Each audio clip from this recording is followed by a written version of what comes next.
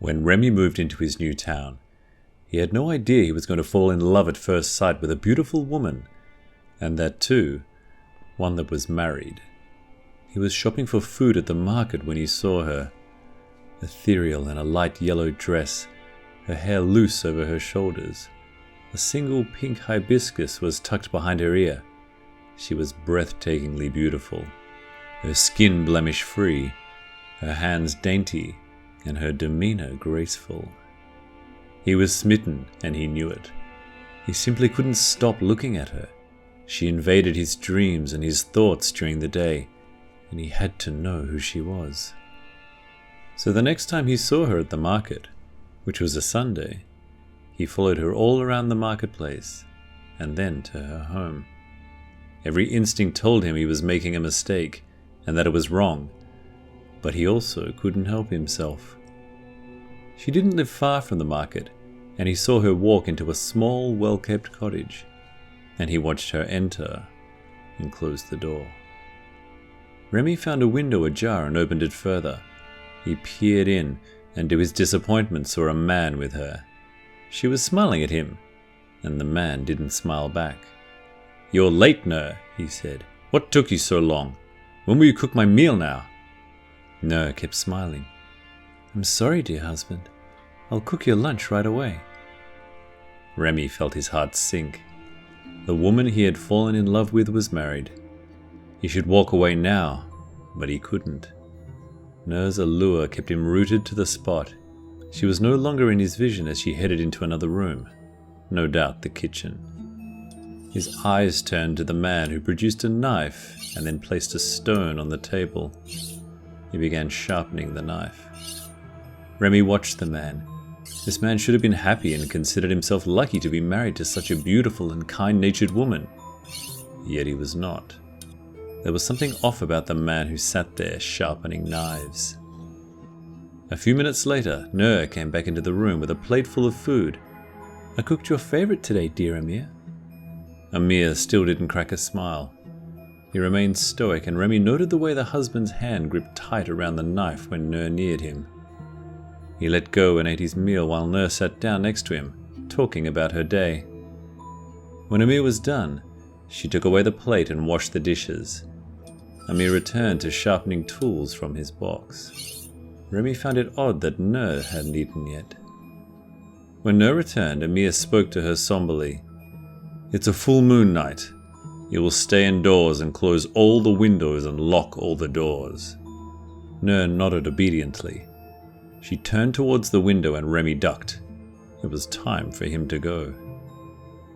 He returned home and gave himself every reason there was to not go back and see Nur. But as night fell and the moon rose, Remy couldn't resist the temptation of seeing her again. So he went back to Nur's house. The door was closed, the windows shut, and he heard the cries of a woman and then a man screaming at her. The cries almost sounded inhuman. His heart gripped with terror, but Remy gathered up his courage and advanced towards the house. He raised his fist and pounded on the door. "Stay away!" he heard Amir bellow from inside.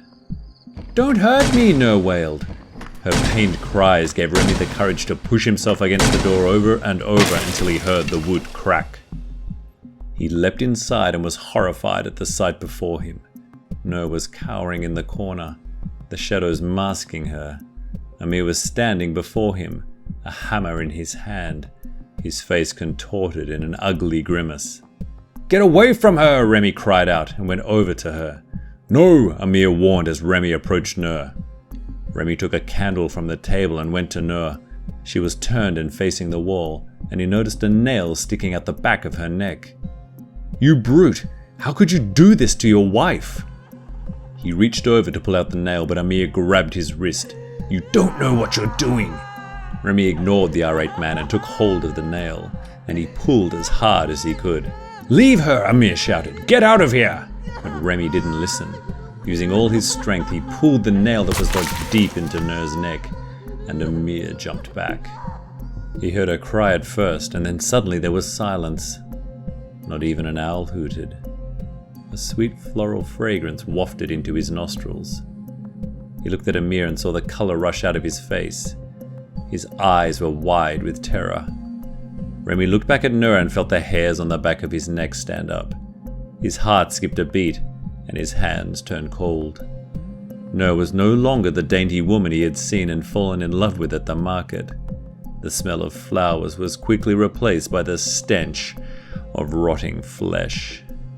Nur towered before him, her dark hair veiling her face. And then a strong gust of wind pushed Remy to his back and exposed Nur's monstrous face. Her eyes glowed red and her wide mouth was filled with numerous pointed teeth. She lunged forward and Remy prepared for an attack, only to realize she'd gone after Amir. Using her sharp nails, she easily penetrated his abdomen and tore out his organs. Using both hands, she feasted on them while Amir gasped his last breath.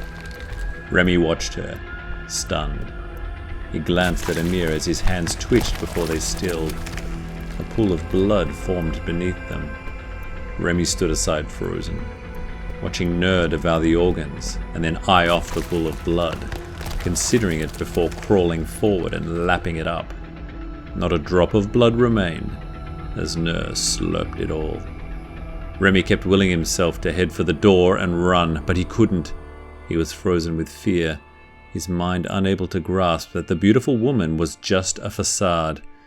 The truth was that she was a monster, a vampiric being. Nur licked her blood-soaked hands, and then her eyes found him. She uttered a deep growl. Remy shivered, but he was finally able to move. He shattered his frozen stance and ran towards the door, but Nur was already there, slamming the door shut. She grunted, her chest heaving, her dress was plastered against her, completely drenched in blood. Please let me go," he begged. Her bones cracked as she came towards him. He backed away slowly until his heel hit the nail that he had removed from Nur's neck. He finally realized what must have happened. Amir had found this monster somewhere, a Pontianak, a creature he had only heard about until today. He must have subdued her by planting a nail behind her neck.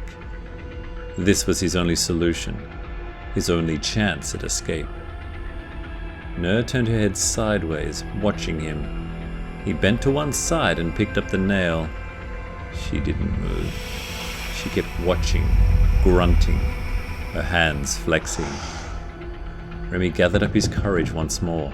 He charged at her, just as the Pontianak prepared to attack. He caught her by the throat and pushed her down. His eyes searched the floor and he found the hammer. Placing the nail behind her neck, he used the hammer to smash it into her. The Pontianak uttered a shrill scream. Her hands curled and flexed before transforming into a human's.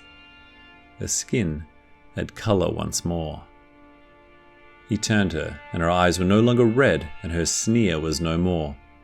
She looked like the innocent woman he had fallen in love with at first sight. "Don't hurt me," Nur pleaded. Even after all that had just happened, Remy was still entranced by her beauty. He should leave, but he couldn't. He looked over at the man lying beside him, or rather, his remains. "I'll not do it again," Nur began. "It's the full moon.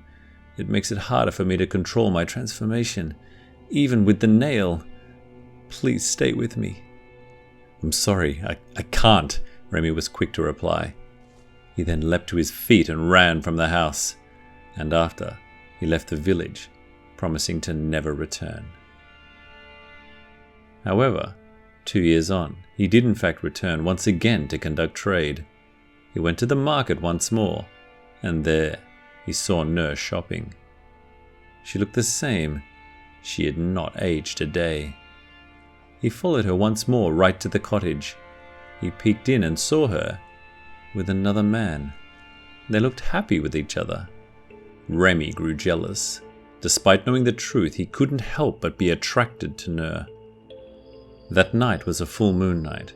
He saw that Nur had left the main room to retire for the evening. Remy then carefully approached the bedroom window of the cottage. He heard Nur squirming, crying out in pain. She was trying to subdue her transformation, aided by the single nail he had driven into the back of her neck. Her fingernails tore deep into the mattress, trying to stop herself from the violent rage that would make her rip open doors. "Are you all right, my dear?" Remy heard the man say. Nurse stilled, sniffing the air. She turned her head everywhere, and Remy wondered if she had been alerted of his presence. She went over to the door, clawing at it, but she was still human and lacked the strength. He heard the man on the other side of the door giving her encouragement, assuring he still loved her and she could stop herself from becoming a monster. Remy's jealousy grew. He leapt into the room through the window as silently as he could and pulled out the nail from the back of her neck. Nurse screeched and he saw her transform. Remy rushed towards the window and jumped out, landing hard on the ground, but he couldn't allow himself any time to recover. He pulled himself to his feet and ran as fast as he could. Behind him, he could hear the sounds of flesh tearing and the painful cries of a man. Remy smiled to himself. No one could have Ner. No one.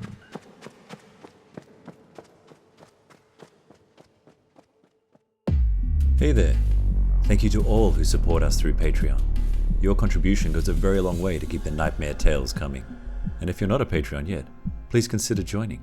Also, a very special thanks to the Dark Cosmos who bought us lunch. It's very much appreciated. I hope you'll all continue to support us, and we'll continue to strive for our goal to bring you the highest quality content we can.